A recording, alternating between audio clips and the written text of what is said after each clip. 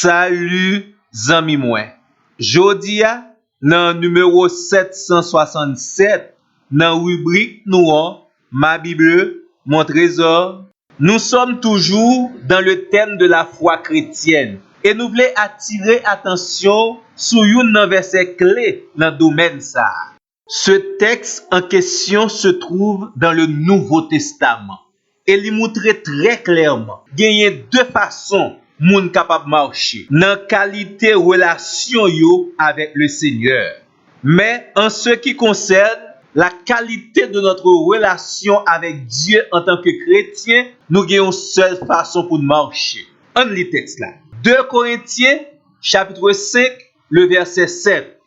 Nous marchons par la foi et non par la vue. Version créole là dit nous, si nous marchons, c'est pas parce que nous ouais toute bagaille clair, mais c'est parce que nous avons confiance dans Christ là. Dans le contexte passage là, apôtre Paul a expliqué que toute qualité bénédiction qui est réservée pour chrétiens dans les lieux célestes, là où se trouve notre Seigneur et Sauveur, Jésus-Christ.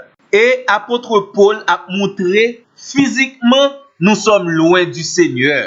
Et nous devons faire toute sa parole là indiquée pour nous venir plus pour jouir du privilège d'être dans son intimité. Et là ça, nous avons une seule façon capable de faire ça. Marcher par la foi.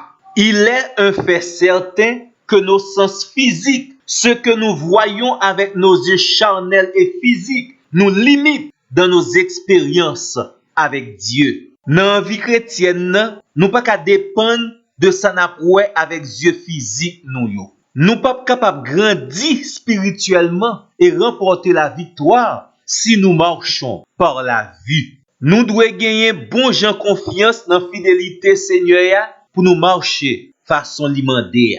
Et pour le chrétien, la marche par la foi n'est pas une chose accidentelle ou circonstancielle. La marche par la foi est une mode de vie. C'est une attitude que le chrétien doit développer dans sa relation avec Dieu. Marcher par la foi ne signifie pas que tout ira bien. Marcher par la foi, c'est regarder au-delà des circonstances de la vie. Regarder au-delà des problèmes, des obstacles, des difficultés et des épreuves de la vie. Marcher par la foi, c'est croire que Dieu tient toujours ses promesses.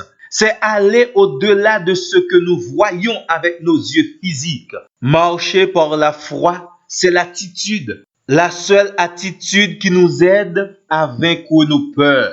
Marcher par la foi, c'est regarder la gloire après la croix, la victoire après les combats. C'est courir après les vrais succès, car les succès du chrétien sont célestes et non terrestres.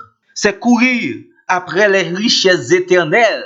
C'est donner la priorité à la parole de Dieu. C'est obéir à Dieu et à ses volontés. Marcher par la foi, c'est avoir pour seul recours l'assistance du Saint-Esprit. Nous marchons par la foi lorsque nous restons connectés avec Dieu dans toutes les circonstances de la vie. Marcher par la foi, c'est reconnaître et développer cette attitude qui nous porte à reconnaître et confesser toutes nos sources et nos ressources sont en Dieu. Marcher par la foi, c'est fixer les yeux sur Christ, lui qui est l'objet de notre foi et qui nous aide à amener notre foi à la perfection. Et pour nous terminer avec cette motivation sur l'attitude à bien marcher, marcher selon la volonté de Dieu, n'a lit encore pour vous-même le verset 7 de 2 Corinthiens,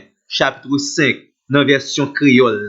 Si nous marchons de façon qui est agréable à Dieu, pour nous joindre toute qualité bénédiction que le Seigneur a réservée pour nous-mêmes dans les lieux célestes, c'est pas parce que nous sommes toute bagaille claire, mais c'est parce que nous avons confiance dans le Seigneur nous, dans Jésus-Christ, Sauveur nous.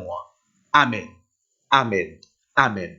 Zami moi, marcher par la foi, c'est la seule façon d'entrer dans votre destinée spirituelle. Moun qui gen oreilles pour tendre, tendez. Merci parce que vous tendez nous et à la prochaine.